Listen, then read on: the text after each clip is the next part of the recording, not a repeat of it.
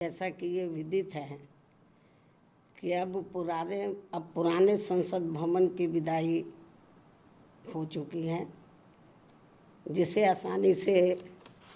भुलाया नहीं जा सकता है। और वहाँ मुझे भी संसद के दोनों सदनों में जाने का मौका मिला है। ये मेरे लिए सौभाग्य की भी बात है। तो वहीं दूसरी तरफ आज से वहाँ नवनिर्मित संसद भवन की भी शुरुआत की जा रही है, जिसका हमारी पार्टी दिल से स्वागत करती है। और आज इस नए संसद भवन में केंद्र सरकार द्वारा महिला आरक्षण बिल प्रस्तुत किया जाएगा। यह ऐसी मीडिया में काफ़ी आम चर्चा है, जिसके पक्ष में बीएसपी सहित अधिकांश पार्टियां भी अपना मत देंगी,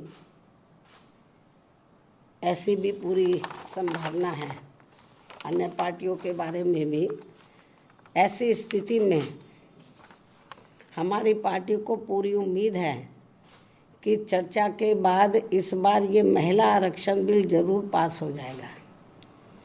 जो ये अभी तक लंबे अरसे से लटका हुआ था। और इस संदर्भ में मैंने अपनी पार्टी की ओर से एक बार नहीं बल्कि अनेकों बार संसद में ये कहा था कि हमारी पार्टी तो ये चाहती है कि देश की महिलाओं को लोकसभा व राज्य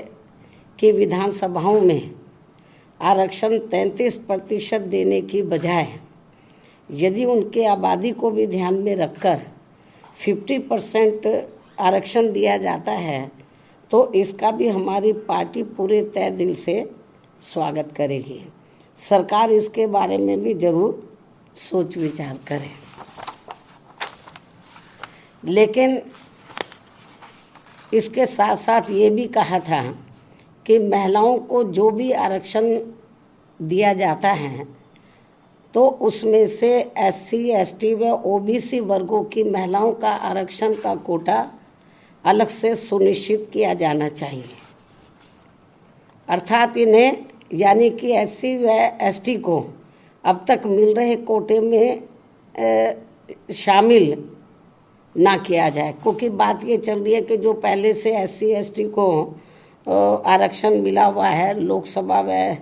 विधानसभा में, जो भी इनको आरक्षण है तो उसमें से इनको कोटा दिया जाए। तो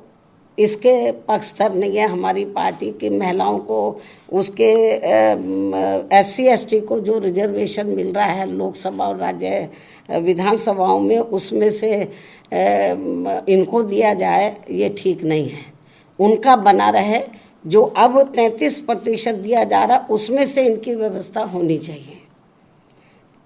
अर्थात वरना इन वर्गों के साथ काफ़ी नाइंसाफ़ी होगी। और यदि ऐसा नहीं किया जाता है तो फिर इन सभी वर्गों की पिछड़ी महिलाओं को यहाँ सामान्य सीटों पर जल्दी से मौका नहीं मिल पाएगा, क्योंकि यहाँ जातिवादी पार्टियाँ शुरू से ही इन वर्गों को किसी भी क्षेत्र में आगे बढ़ते हुए देखना नहीं चाहती हैं। जबकि भारतीय संविधान के मूल निर्माता परम पूज्य बाबा साहब डॉक्टर भीमराव अंबेडकर ने इन वर्गों के पिछड़ेपन को दूर करने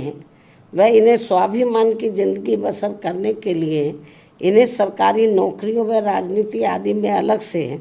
इसलिए आरक्षण देने की व्यवस्था की थी, क्योंकि इन वर्गों के लोग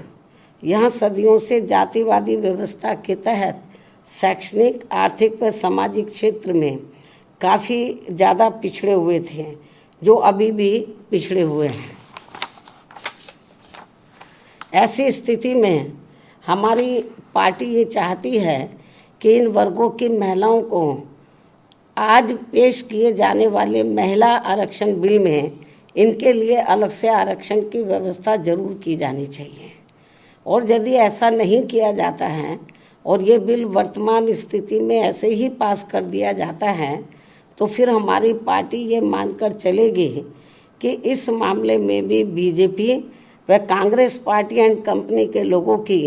जातिवादी मानसिकता अभी तक भी नहीं बदली है और ये पार्टियां इन वर्गों को अभी भी पिछड़े हुए बनाए रखना चाहती हैं।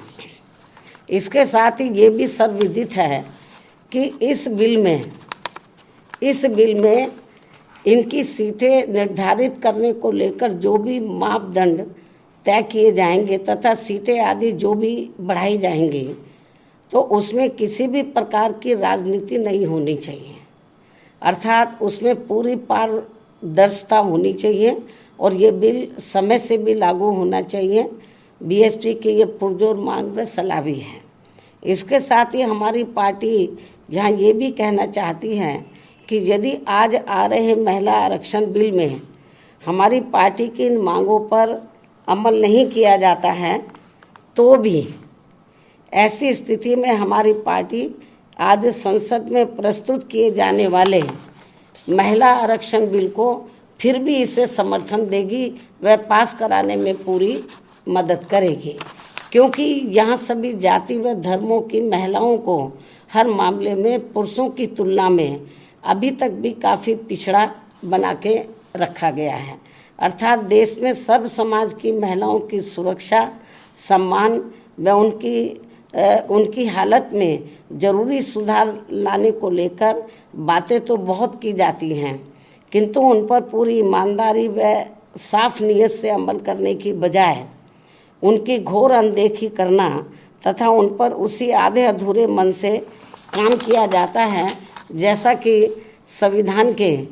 मानवीय एवं कल्याणकारी उद्देश्यों के साथ ही पहले एससी व एसटी और अब ओबीसी समाज के आरक्षण को निष्क्रिय व निष्प्रभावी बनाने का खिलवाड़ लगातार किया जा रहा है और इन मामलों में कोई भी पार्टी किसी से कम नहीं है, बल्कि कोई पार्टी थोड़ा कम है तो कोई ज़्यादा है। अब मैं अंत में वर्तमान केंद्र की सरकार द्वारा आज लाए जा रहे महिला आरक्षण बिल का समर्थन करते हुए अपनी बात यहीं समाप्त करती हूँ। धन्यवाद।